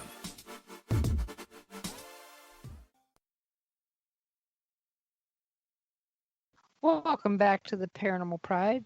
I'm your host, Denise Pridemore. My guest tonight is Patti Negri. And before we get much further, My husband had a question. He wanted to know when your tour was in May 2021. Oh, it is. I believe it is May 13 through May 21. If I was really good at this, I would tell you what the exact website is to get there. But I know there's a Facebook page, and they've been making all sorts of really great YouTube videos and stuff. But I think it's May 13 through May 21 of May 2021. I'm pretty sure we can find it. Okay. So.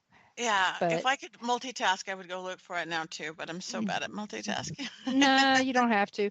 We'll find it. Everybody can go out there and look for Haunted Tours of Ireland with Patti Negri and May 2021, and it should come right up in your Google search.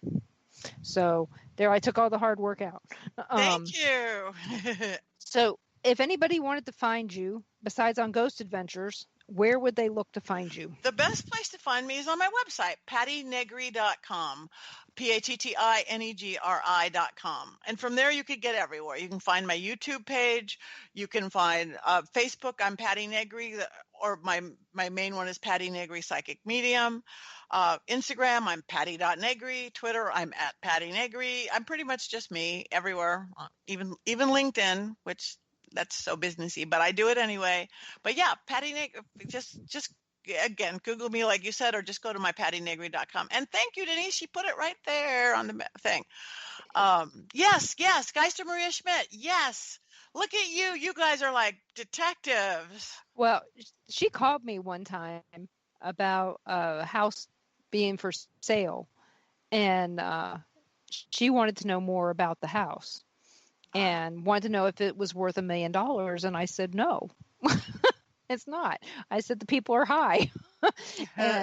and she goes, are you serious? And I go, yes. I said, they're basing the value of that house based on the fact that the Villisca Axe Murder House is sold out all but 5 days a year at one point. And it's not now, but it used to be all but 5 days a year. And I said, they're assuming that you're going to get $475 a night, all but 5 days a year for the house, and that you're going to be booked the whole time. That's why they're asking for $1 million. I said, the fact is that the house is only booked maybe 25 nights a year. Oh, wow. And she goes, how do you know that? I said, I've been the tour guide there for 6 years. So I knew. And so I mean, yes, I was very, very loyal, but I'm still very honest. Right. You cannot sell a 1,200 square foot house for $1 million. There's no way. You're not going to get a loan for that. There's not going to be a business loan for it. You don't have a business plan. It ain't going to work. I'm sorry. And if the really nice house across the street that's a bed and breakfast that used to be the governor's mansion won't sell for that, your little 1,200 square foot house isn't either. So, and especially since it had water rot in the plaster. But nobody wanted to hear what she wanted to hear what I had to say, and other people were like, "Well, it's for sale. It's haunted," and it's like, yeah, but it's a ripoff. So, you just can't do that to people. So, yeah. Well, no, honesty is always the best policy.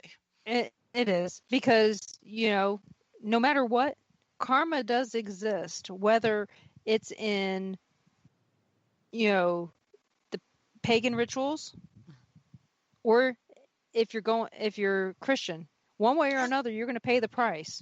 Yep. It's cause and effect.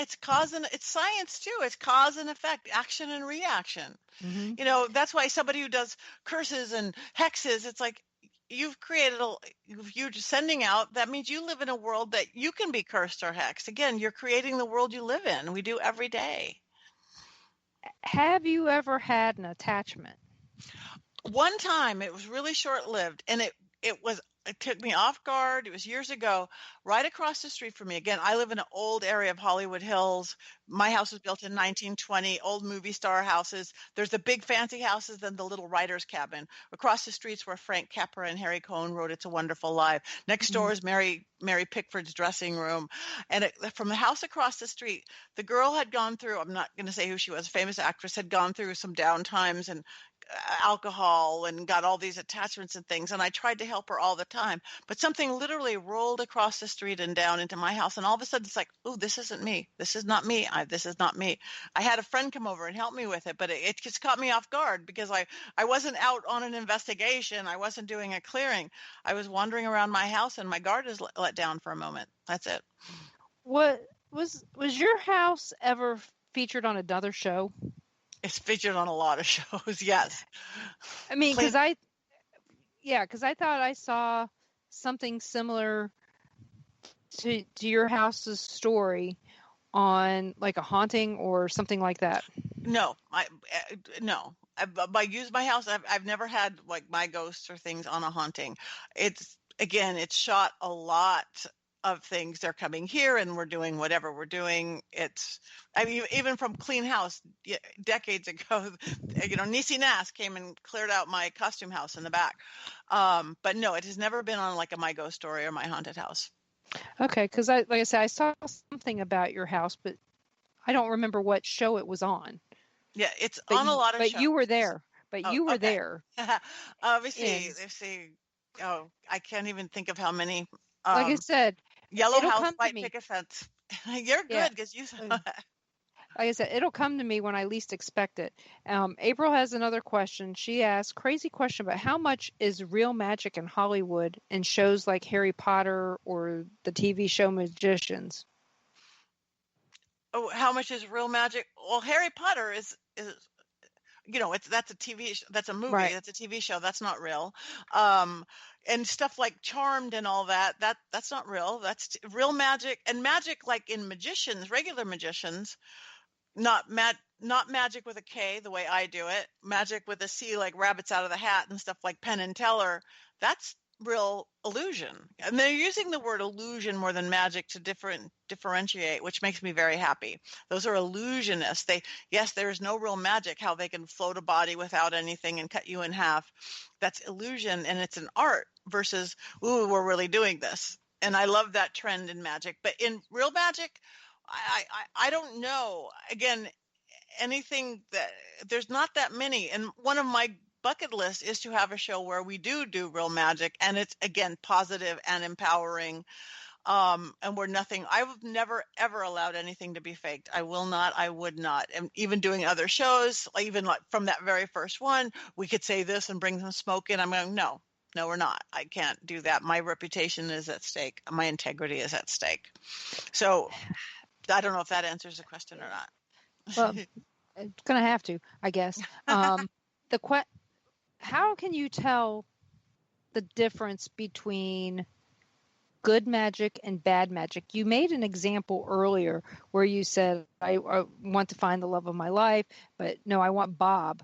But how do you know that if you don't know the difference between magic at all? Okay, there are many simple ways. Again, that sense of ethics and integrity and virtue. But other than that, you don't control anybody else, period. You don't control anybody else. You control you and your wife, your view. You put the spotlight on you. Here's a really good, but anybody else, you don't control, period. You control the world around you. Like I got on to use magic. I like my kind of challenges. It's like, I got on because I was told I'd be dead at 50. So instead I'm like, no, I'm not going to be dead at 50 because of illnesses. I went, no, I'm going to get on at 50, the TV show Wipeout, the world's largest obstacle course. If anybody remembers that, the big balls. Mm-hmm. So I literally used my magic to beat over 70,000 people to be picked to be on that show. I didn't do anything like, oh, you're not going to win. And you're not. I wished every girl and every guy good luck. I hope you make it. And that's true. But I put the extra spotlight on me. And then I go, oh, I did that. Okay, now what do I not do? I don't cook. So I'm going to get on Master Chef using magic. I didn't say, oh, you guys just over here, or again, you're not going to do it. You're not going to do it. It's the magic you put into yourself. So good magic is don't control anybody else in any way. And also anything that's fear-based or control-based, again, you're creating that world. Anything that's fear control-based, stay away from it. Make it love-based. Make it, abundance-based. That's good. Well, you should You should have said, if you didn't know how to cook, you probably should have gone on Worst Cooks in America.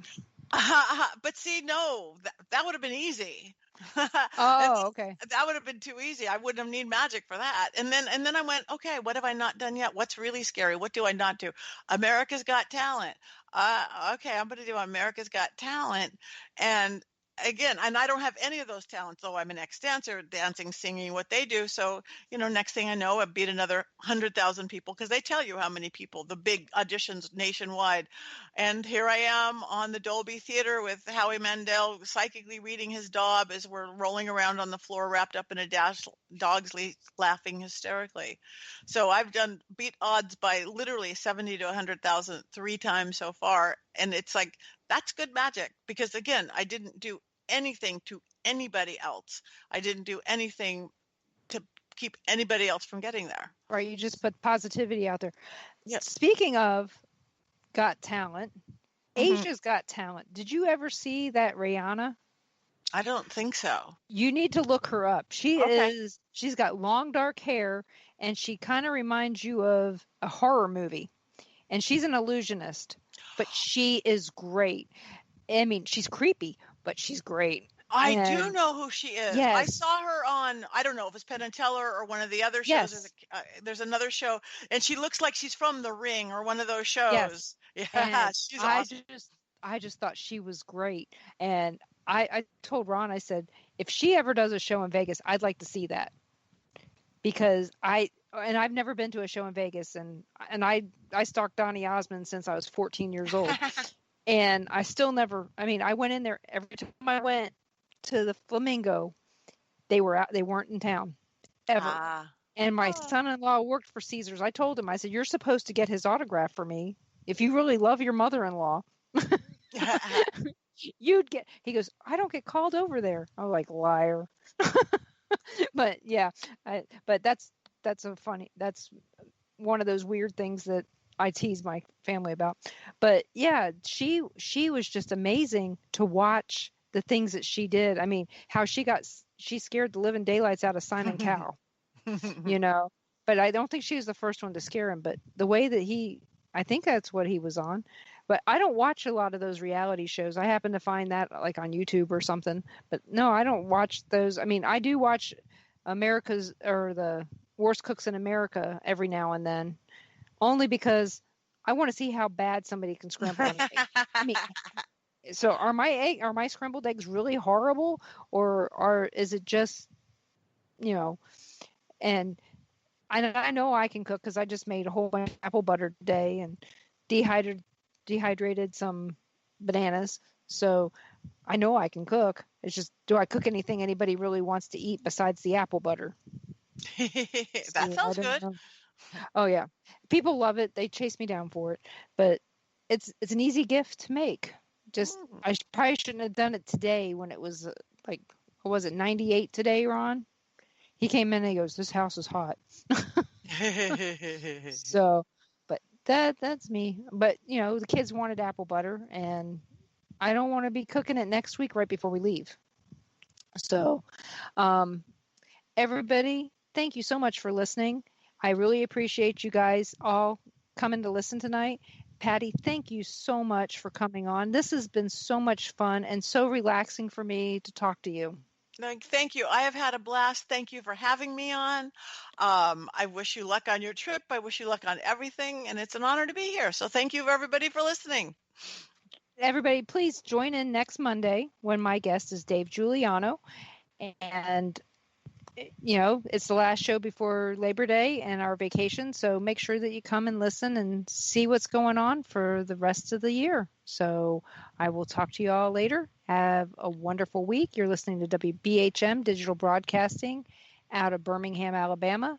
And thank you, and please come again.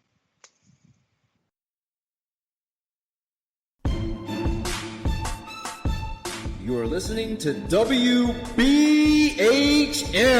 Digital Broadcasting, the best in paranormal talk, only on Paranormal Experience Radio. Broadcasting live out of Birmingham, Alabama.